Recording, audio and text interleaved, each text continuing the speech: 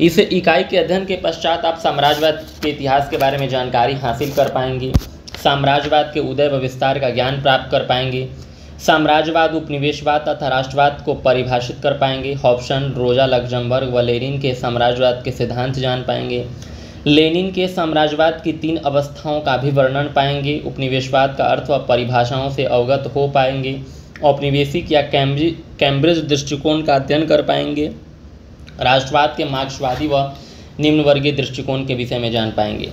साम्राज्यवाद प्रभुत्व का एक रूप है। साम्राज्यवादी प्रवृत्ति मानव सभ्यता के इतिहास की एक महत्वपूर्ण घटना है। प्राचीन काल के छोटे छोटे जनपदों अथवा नगर राज्यों के स्थान पर विशालकाय राज्य स्थापित हुए, जिनका मुख्य कारण साम्राज्यवाद ही था।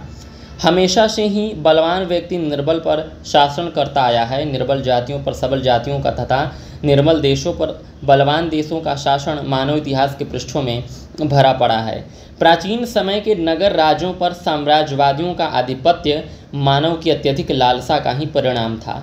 मध्यकाल में यूरोप में सामंती प्रथा के द्वारा आधिपत्य जमाना, तत्पश्चात शक्तिशाली सम्राटों द्वारा अपने राज्य के साथ साथ आसपास के राज्यों पर अधिकार कर विशाल साम्राज्य संगठित करना साम्राज्यवाद का एक रूप है। प्राचीनतम मानव सभ्यता के केंद्र मिस्र, चीन, भारत और मेसोपोटामिया जैसे छोटे राज्य धीरे धीरे साम्राज्य का रूप धारण करते चले गए। पड़ोसी राज्यों को अधीन कर शक्ति विस्तार करना साम्राज्यों का मुख्य अंग था।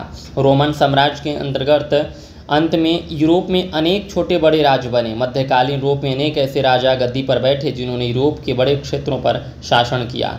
भारत में भी सम्राट अशोक मगध साम्राज्य ने भारत के बड़े भाग पर शासन किया। खिलजी, तुगलक व मुगल घरानों ने भारत में अत्यंत विशाल साम्राज्य स्थापित किए। अर्थात मानव सभ्यता के हर काल में साम्राज्यवाद का कोई न कोई रूप रहा है। इसमें सत्ता का, राजनीतिक, आर्थिक व सामाजिक अधीनता का भाव निहित है। कुछ अभियान आर्थिक लूटपाट के लिए तो कुछ सोना चांदी जैसे बहुमूल्य चीज़ों के लिए, कुछ अपनी सांस्कृतिक या धार्मिक अथवा जातिगत श्रेष्ठता दिखाने के लिए होते थे। कई अभियान नए रास्तों की खोज के लिए भी शुरू किए गए, जिनका अंत उपनिवेशवाद की स्थापना करने तक चलता रहा। 1760 ईस्वी में जब यूरोप में औपनिवेशिक विस्तार का एक नया रूप जन्म ले चुका था, इन परिस्थितियों में अपनी श्रेष्ठता के आधार पर ज़्यादा से ज़्यादा उपनिवेश नियंत्रण में लाए गए। अब है साम्राज्यवाद का उदय व विस्तार। 1498 में वास्को डी गामा अफ्रीका के समुद्री तट के किनारे किनारे यात्रा कर भारत पहुंचा। उससे कुछ साल पहले इटली का नाविक क्रिस्टोफर कोलंबस 1492 ईस्वी में भारत की खोज के लिए निकला, लेकिन अमेरिकी द्वीप खोज निकाला। यूरोप के देशों स्पेन, पुर्तगाल, इंग्लैंड, फ्रांस आदि देशों ने मूल अमेरिकियों को परास्त किया तथा वहां अपने उपनिवेश कायम किए। 1760 के आरंभिक समय से यूरोप में औपनिवेशिक विस्तार देखा जा सकता है। लगभग 100 साल बाद 1860 में यूरोपियन साम्राज्यों ने उपनिवेश स्थापित कर लिए थे। ग्रेट ब्रिटेन ने भारत के बड़े भाग पर तथा पश्चिमी अफ्रीका में जम्बिया, सेरालियोन, केप कॉलोनी, एशिया में पेनांग, सिंगापुर व हांगकांग तथा ऑस्ट्रेलिया, न्यूजीलैंड और कनाडा पर कब्जा कर लिया था।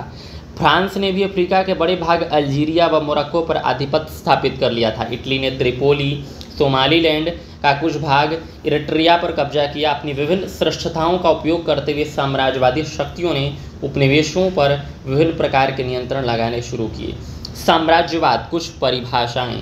साम्राज्यवाद को अंग्रेजी में इंपीरियलिज्म कहा जाता है। इंपीरियलिज्म लैटिन शब्द इंपीरियम से आया है, अर्थात जिसका अर्थ टू कमांड यानी आदेश देना। इस प्रकार साम्राज्यवाद शब्द एक देश का दूसरे देश पर प्रभुत्व को दिखाता है। सबसे पहले इंपीरियलिज्म शब्द का प्रयोग फ्रांस में हुआ था। 19वीं शताब्दी में जब नेपोलियन ने साम्राज्य का विस्तार किया, तभी से यह शब्द प्रयोग में लाया गया। इसके बाद यूरोप शक्तियों ने जिस प्रकार एशिया, अफ्रीका तथा लैटिन अमेरिका में प्रभुत्व को स्थापित किया, वह भी साम्राज्यवाद का ही स्वरूप था। अब है शुमैन क्या कहते हैं साम्राज्यवाद की परिभाषा के बारे में। पाश्चात्य राष्ट्रीय राज्यों द्वारा संसार की गैर यूरोपियन जातियों पर सैन्य शक्ति द्वारा अपनी शक्ति का आरोपण करना ही साम्राज्यवाद है। बंस कहते हैं कि विविध प्रदेशों और जातियों के क्षेत्र में कानून और शासन की एक ही व्यवस्था को साम्राज्यवाद कहते हैं। एन.एल. बुखारिन कहते हैं कि साम्राज्यवाद में दूसरे देशों को जीतने का प्रयास निहित रहता है। लेनिन कहते हैं कि साम्राज्यवाद पूंजी का चरमोत्कर्ष है। सामाजिक विज्ञान कोश साम्राज्यवाद एक नीति है जिसका उद्देश्य एक साम्राज्य का निर्माण करना, उसे संगठित करना तथा उसे बनाए रखना है। वह एक ऐसा राज्य है जिसका आधार बहुत बड़ा होता है, जिसमें अनेक पृथक राष्ट्रीय इकाइयाँ सम्मिलित होती हैं जो केंद्रीय शाखा के अधीन होती हैं। Encyclopedia of social sciences, imperialism is a policy which aims at creating, organizing and maintaining an empire that is a state of vast size composed of various more or less distinct national units and subject to as a single centralized will।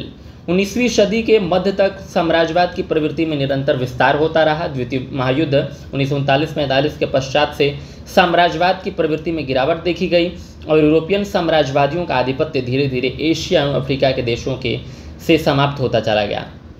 Sri Lanka व भारत ने Britain से France, Indo China यानी हिंद चीन, Cambodia, Laos व उत्तरी एवं दक्षिणी Vietnam स्वतंत्र राज्य स्थापित हो गए। कोरिया व चीन से जापान का तथा हॉलैंड से साम्राज्यवादी चंगुल से इंडोनेशिया मुक्त हो गए। अफ्रीका तथा दक्षिण अमेरिका ने भी साम्राज्यवादियों को निकलना पड़ा। साम्राज्यवाद की समाप्ति आधुनिक इतिहास की अत्यंत महत्वपूर्ण घटना थी। अब है साम्राज्यवाद का सिद्धांत।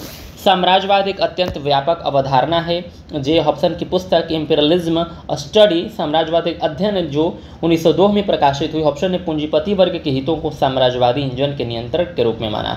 वह यह लिखते हैं कि अविकसित देशों की संपदा को कब्जे में करने के लिए पूंजीवादी देश आपस में संघर्ष करते हैं। इन देशों को न केवल पूंजी निवेश के लिए बल्कि एक बाजार के रूप में भी इस्तेमाल किया जाता है, जिसके लिए सेना का इस्तेमाल भी किया जाता है। अब हॉब्सन कहते हैं यह मानते हैं कि विकसित देशों की दो समस्याएं हैं। पहला अतिरिक्त उत्पादन तथा दूसरा अल्प उपभोग, यानी उत्पादन वो ज़्यादा करते हैं और उपभोग वो कम कर पाते हैं। जाहिर सी बात है, अगर हम उत्पादन ज़्यादा करते हैं, जनसंख्या कम है, तो उसका उपभोग भी कम ही होगा। इन देशों में उद्योगपति ज़्यादा मुनाफा पाने के लिए अधिक वस्तुओं का उत्पादन कर लेते हैं, जबकि उपभोक्ताओं की ऐसी देशों में कमी रहती है। जब उत्पादन अधिक होता है और बाजार में क्रय शक्ति उतनी नहीं होती, तब छोटे उत्पादकों को तो उद्योग बंद करने की नौबत आ जाती। इस प्रकार जो बराबरी की प्रतिस्पर्धा में रह पाते हैं वही बाजार में टिकते हैं। इस प्रकार जो बराबरी की प्रतिस्पर्धा में रह पाते हैं वही बाजार में टिकते हैं। हॉब्सन का मानना है कि यदि श्रमिकों को ज़्यादा पैसा देकर देश के उपभोग स्तर को ऊंचा उठाया जा सके तो लंबे समय के लिए न केवल बाजार का विस्तार होगा बल्कि उपनिवेश स्थापित करने की आवश्यकता भी नहीं पड़ेगी। हॉब्सन साम्राज्यवाद के आलोचक तो थे, लेकिन वह यह बताने में असमर्थ रहते हैं कि आखिर इस समस्या का समाधान कैसे होगा, कौन सा वर्ग इस परिस्थिति से सबको बाहर निकाल पाएगा या उनकी रणनीति क्या होगी। रोजा लक्जमबर्ग एक जर्मन विचारक थे। उनकी पुस्तक एक्यूमुलेशन ऑफ कैपिटल पूंजी का संग्रह का प्रकाशन 1913 में हुआ। रोजा ने साम्राज्यवाद को पूंजी के एक अनिवार्य तत्व के रूप में देखा, क्योंकि पूंजीवाद का प्रमुख घटक मुनाफा और संचय है और इनके लिए हमेशा नए बाजार की तलाश रहती है। पूंजी के संचयन के लिए यह जरूरी है कि खरीदारों की खोज की जाए जो पूंजीवादी क्षेत्रों से बाहर ही मिल सकता है, और यह खरीदारों की खोज की जाए जो पूंजीवादी क्षेत्रों से बाहर ही मिल सकता है, और यह साम्राज्यवाद में ही मुमकिन है। रोजा एक मार्क्सवादी क्रांतिकारी विचारक के रूप में जानी जाती हैं। रोजा का मानना है कि गैर पूंजीवादी क्षेत्रों में पूंजीवाद तब तक फलता रहेगा जब तक कि अतिरिक्त उत्पादन के लिए बाजार उपलब्ध रहेंगे, लेकिन यह प्रक्रिया हमेशा बनी नहीं रह सकती। अंततः जब इसका अंत होगा, उपनिवेश बन सकने वाले क्षेत्र जब समाप्त हो जाएंगे, तब वहाँ पूंजीवाद व साम्राज्यवाद का अंत भी हो जाएगा। इस प्रकार रोजा ने पूंजीवाद व साम्राज्यवाद के संबंध को अटूट माना है। रोजा का यह भी मानना है कि साम्राज्यवाद से पूंजीवादी राष्ट्रों को कोई फायदा नहीं हुआ है, क्योंकि साम्राज्यवाद फैलाव होने के कारण खर्चे बढ़ जाते हैं और करों का बोझ भी इन राष्ट्रों पर बढ़ता जाता है, जो प्रत्यक्ष रूप से पूंजीवाद में मानव उपभोग के लिए वस्तुओं का निर्माण होता है, यानी अप्रत्यक्ष रूप से, ताकि उनसे ज़्यादा से ज़्यादा पैसा कमाया जा सकता है। अतः रोजा कहती हैं कि साम्राज्यवाद के चलते उपनिवेशों की जनता निर्धन होती जाती है। दूसरी ओर पूंजीवादी राष्ट्रों के मजदूरों के हालात भी बिगड़ते जाते हैं। इसका अंतिम परिणाम विश्व आर्थिक संकट होगा। इस प्रकार पूंजीवाद की प्रक्रिया तथा पूंजीवाद और साम्राज्यवाद दोनों का अंत हो जाएगा। रोजा की आलोचना इस कारण होती है कि कोई पूंजीवाद का अंत न तो द्वितीय विश्व युद्ध के बाद ही हुआ और न ही आज तक हो पाया है। सच्चाई यह है कि पूंजीवाद एक ऐसी प्रक्रिया रही है जहां वह सभी समस्याओं को झेल जाता है। पूंजीवाद का दौर हमेशा चलता रहता है। लेनिन ने 1916 में एक लेख लिखा जिसका शीर्षक था imperialism the highest stage of capitalism, यानी साम्राज्यवाद पूंजीवाद का चरम रूप। मार्क्स ने अपने समय में एक सिद्धांत की रचना की थी जिसके अनुसार जब बुजुर्गा वर्ग यानी मध्यम वर्ग श्रमिक वर्ग में संघर्ष होगा तब बुजुर्गा वर्ग का यानी मध्यम वर्ग का अंत हो जाएगा। यह भविष्यवाणी सत्य साबित नहीं हुई, बल्कि बहुत से राष्ट्रों में दोनों वर्गों के संबंध जो हैं मधुर होते गए। इस आलोचना से बचने के लिए लेनिन ने कहा कि मार्क्स ने जो पूंजीवाद पर विचार किए वह बिल्कुल सही है, केवल कुछ नया घटनाक्रम घटने के कारण से यह परिणाम ढक गए हैं। लेनिन के अनुसार आज के समय का साम्राज्यवाद आर्थिक तत्वों पर आधारित है। अत्याधुनिक विकसित राष्ट्रों को कच्चे माल व निर्मित माल के लिए बाजार उपलब्धता से ही साम्राज्यवाद का विकास होगा। बड़े पूंजीपति मिलकर औद्योगिक समितियों का निर्माण करेंगे और धीरे धीरे उपनिवेशों की स्थापना करेंगे जो साम्राज्यवाद का शिकार होंगे। लेनिन के साम्राज्यवाद संबंधी विचारों को निम्न प्रकार से समझा जा सकता है। पहला, पूंजीवादी अल्प विकसित राष्ट्रों में पैसा लगाते हैं, वहाँ का कच्चा माल व बाजार दोनों पर उसका स्वामित्व हो जाता है, धीरे धीरे राजनीतिक प्रभुत्व में बदल जाता है। हमेशा उस राष्ट्र को उपनिवेश बनाए रखने के लिए ज़्यादा से ज़्यादा पैसा अर्जित करने के लिए शोषण प्रारंभ हो जाता है और जो निरंतर बढ़ता ही जाता है। पूंजीपति उद्योग लगाने के लिए नित नए बाजार खोजता रहता है, जिसका परिणाम होता है अन्य पूंजीपतियों से प्रतियोगिता। अब यह प्रतियोगिता राष्ट्रीय नहीं बल्कि अंतर्राष्ट्रीय होती जाती है। पूंजीवाद में कुछ अंतर्विरोध निरंतर चलते रहते हैं। अतः श्रमिकों में जब वर्ग चेतना बढ़ेगी, शोषण का एहसास होगा, तब वह मुक्ति के लिए संघर्ष करेंगे। ततः साम्राज्यवादी देशों के बीच युद्धों को जन्म देंगे और यही साम्राज्यवाद का अंत होगा। लेनिन का मानना है कि साम्राज्यवाद पूंजीवाद की आखिरी मंजिल है और समय के साथ साम्राज्यवाद नष्ट होता जाएगा। वर्ग संघर्ष वर्ग युद्ध का रूप लेते जाते हैं और इस प्रकार मार्क्स का यह सिद्धांत कि पूंजीवाद का पतन होगा सत्य सिद्ध होता है। साम्राज्यवाद की 3 अवस्थाएं हैं। लेनिन ने साम्राज्यवाद की 3 अवस्थाओं का भी वर्णन किया है जो निम्नलिखित है। पहला, साम्राज्यवादी एकाधिकारी व्यवस्था, इंपीरियलिज्म, मोनोपोली स्टेज, यानी एक ही व्यक्ति का जो रहेगा उसमें प्रभुत्व। दूसरा है साम्राज्यवादी परजीवी व्यवस्था, इंपीरियलिस्ट पैरास्टिक स्टेज। साम्राज्यवादी मरणोन्मुख अवस्था, इंपीरियलिस्ट मोरिबुंड स्टेज। अब है उपनिवेशवाद, यानी 3 प्रकार के हैं। साम्राज्यवादी एकाधिकारी परजीवी मरणोन्मुख, एकाधिकारी परजीवी मरणोन्मुख, एकाधिकारी परजीवी मरणोन्मुख। अब है उपनिवेशवाद।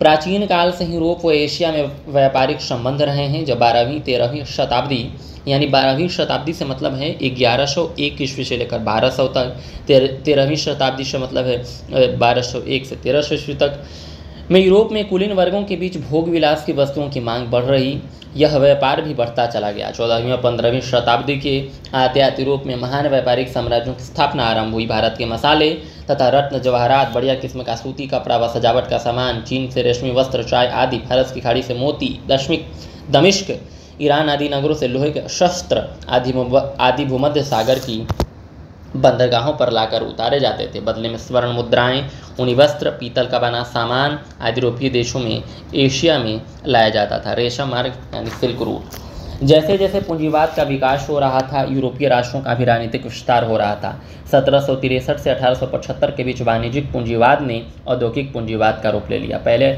औद्योगिक पूंजीवाद यानी उद्योगीकरण हुआ, बाद में वाणिज्यिक पूंजीवाद का स्वरूप चला। अब पूंजीपतियों का उद्देश्य केवल सामान का आदान प्रदान ही नहीं था, बल्कि पूंजी का उपयोग कर अपना राजनीतिक विकास करना भी था। परिणाम स्वरूप उपनिवेशवाद की स्थापना का प्रथम चरण आरंभ होता है। समुद्री रास्तों की खोज ने इन उपनिवेशों का सफर और ज़्यादा आसान कर दिया। पुर्तगाल व स्पेन प्रारंभिक राष्ट्र थे जिन्होंने समुद्री रास्तों की खोज कर अटलांटिक पार कर अफ्रीका के तट पर पार कर इंडिस तक पहुंचे। उपनिवेशवाद का मुख्य उद्देश्य केवल भूमि पर अधिकार ही नहीं था, बल्कि व्यापार, कच्चा माल, सस्ते मजदूर, बड़ा बाजार, धन संपत्ति एकत्र करना, मुनाफा कमाना, इस्लामी साम्राज्य का विस्तार को रोकना, इस्लामी साम्राज्य के विस्तार को रोकना और ईसाई धर्म का प्रचार प्रसार, ईसाई का विस्तार करना था। अब उपनिवेशवाद की परिभाषाएं। ऑक्सफोर्ड डिक्शनरी शक्तिशाली देश द्वारा अन्य देश अथवा देशों से धन प्राप्ति के उद्देश्य से नियंत्रण करने की व्यवस्था को उपनिवेशवाद कहते हैं। मेरियम वेबस्टर एक राष्ट्र का दूसरे राष्ट्र के व्यक्तियों पर नियंत्रण। उपनिवेशवाद एक ऐसी व्यवस्था है जहां दूसरे राष्ट्र की जनता पर राजनीतिक व आर्थिक नियंत्रण व विस्तार बनाए रखा जाता है। इस प्रकार एक समृद्ध राष्ट्र का दूसरे देश के भौगोलिक क्षेत्र पर कब्जा करना व लंबे समय तक उसे बनाए रखना उपनिवेशवाद कहलाता है। उपनिवेशवाद व शोषण का करीबी रिश्ता है।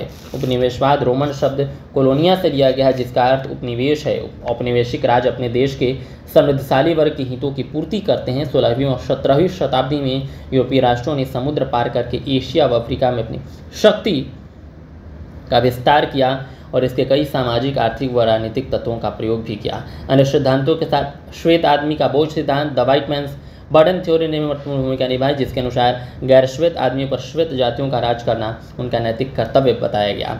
उपनिवेश स्थापित करने की शुरुआत पुर्तगाल ने की, जब 1415 ईस्वी में उत्तरी पश्चिमी अफ्रीका के समुद्री तट पर उतरकर ओटा बंदरगाह व दुर्ग पर अपना आधिपत्य स्थापित कर लिया। पुर्तगाल के बाद स्पेन, इटली व ब्रिटेन ने भी अन्य यूरोपीय शक्तियों की तरह संपूर्ण संसार में अपने उपनिवेश स्थापित करने शुरू कर दिए। आगेंस्की ने वे सभी क्षेत्र उपनिवेशों के तहत आते हैं जो विदेशी सत्ता द्वारा शासित हैं एवं जिनके निवासियों को पूरे राजनीतिक अधिकार प्राप्त नहीं है। पामर और पार्किंसन का यह मानना है कि जब विकसित राष्ट्र अविकसित राष्ट्रों पर अपना राजनीतिक और आर्थिक नियंत्रण स्थापित कर लेते हैं तो इस स्थिति को उपनिवेशवाद कहा जाता है। अफ्रीका व एशिया के बड़े भूभाग पर यूरोपीय राष्ट्रों का कब्जा उपनिवेशवाद का ही रूप था। उपनिवेशवाद की प्रक्रिया के द्वारा समृद्ध राष्ट्र उपनिवेशों के आर्थिक, मानवीय तथा प्राकृतिक साधनों पर न केवल कब्जा करते हैं बल्कि अपने हितों की पूर्ति करते हैं। उन सभी का प्रयोग अपने उद्देश्यों की पूर्ति के लिए करते हैं। अब उपनिवेशवाद की विशेषताएं क्या है? औपनिवेशिक व्यवस्था अलोकतांत्रिक थी। अपने राष्ट्रों में निवासियों को सभी अधिकार दिए, जबकि उपनिवेशों में न केवल राजनीति से बल्कि सभी प्रकार के अधिकारों से दूर रखा गया, सहभागिता के अवसरों से भी दूर रखा गया और नीति निर्धारण में भी उपनिवेशों की जनता की कोई भूमिका नहीं थी। औपनिवेशिक शासन उपनिवेश की जनता की मर्जी के खिलाफ था, साथ ही लोगों पर शासन को थोपा गया। अगर जनता विरोध करती तो उनका दमन किया जाता। आधारभूत संरचना का विकास केवल उसी हालत में किया जाता यदि औपनिवेशिक सरकारों को उसकी आवश्यकता महसूस होती। लगभग सभी यूरोपीय शक्तियों का शासन करना एक ही सिद्धांत था, बांटो और राज करो एंड डिवाइड एंड रूल। कहीं भाषा तो कहीं धर्म, कहीं भौगोलिक क्षेत्रों के आधार पर जनता को बांटा गया। उपनिवेशों की आर्थिक नीतियाँ औपनिवेशिक राष्ट्र के पूंजीपतियों की मर्जी के अनुसार बनाई गईं।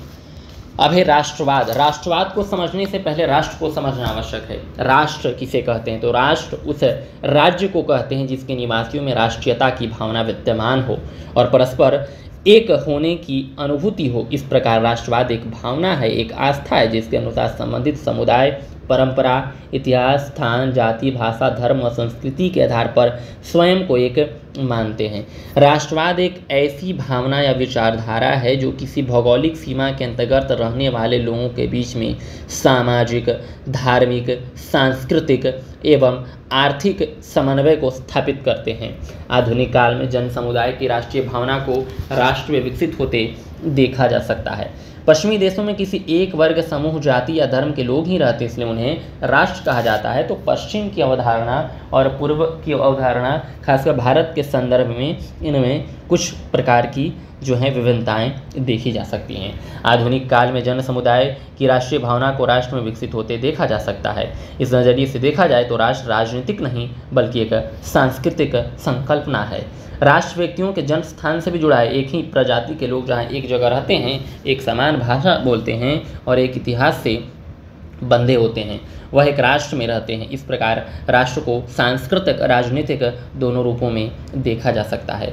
ब्रिटिश दार्शनिक अर्नेस्ट ग्लेनर जहां राष्ट्रवाद को एक राजनीतिक अवधारणा मानते हैं, वहीं एंडरसन सांस्कृतिक संदर्भ में राष्ट्रवाद को समझाने की कोशिश करते हैं। ग्लेनर ने इतिहास के आधार पर राष्ट्रवाद का विश्लेषण किया। ग्लेनर की पुस्तक राष्ट्र एवं राष्ट्रवाद, नेशन एंड नेशनलिज्म, जिसका प्रकाशन 1983 ईस्वी में हुआ, यह लिखा कि 11वीं से 18वीं सदी के औद्योगिकृत समाज में कोई बंधन स्थायी रूप से नहीं बन पाता, क्योंकि यह समाज प्रतिस्पर्धा से परिपूर्ण है तथा निरंतर गतिशील भी है तथा कुछ मूल्य एवं विचारधाराएं जिनको समाज मान्यता दे का होना जरूरी है, यही मूलतः राष्ट्रवाद है। इस प्रकार राष्ट्रवाद औद्योगिक समाज की जरूरत बन चुका है। G.H. रोज राष्ट्रवाद हृदयों की एक ऐसी एकता है जो एक बार बनकर नहीं टूटती। यूरोप में सामंतवादी व्यवस्था के टूटने के बाद राष्ट्रों में राष्ट्र की भावना का विकास हुआ। अनेक राजनीतिक विचारकों की रचनाओं ने यूरोप में राष्ट्रीयता की चिंगारी को जलाया। इनमें दांते, मैकियावेली आदि का नाम उल्लेखनीय है। फ्रांसीसी क्रांति, नेपोलियन द्वारा लड़ी गई लड़ाइयाँ, औद्योगिक क्रांति सभी ने राष्ट्रवाद की भावना को पनपने के अवसर प्रदान किए। परिणामस्वरूप जर्मनी व इटली जैसे शक्तिशाली राष्ट्रीयता से ओतप्रोत राष्ट्रों का निर्माण हुआ। आधुनिक काल में तो राष्ट्रवाद की भावना ने विश्व पटल पर अपना स्थान बना लिया है। कोई भी राष्ट्र बिना राष्ट्रीयता तथा राष्ट्रवाद की भावना के बगैर जीवित नहीं रह सकता। एंडरसन की पुस्तक imagined communities, reflections on the origin and spread of nationalism, imagined communities reflections on the origin and spread of nationalism,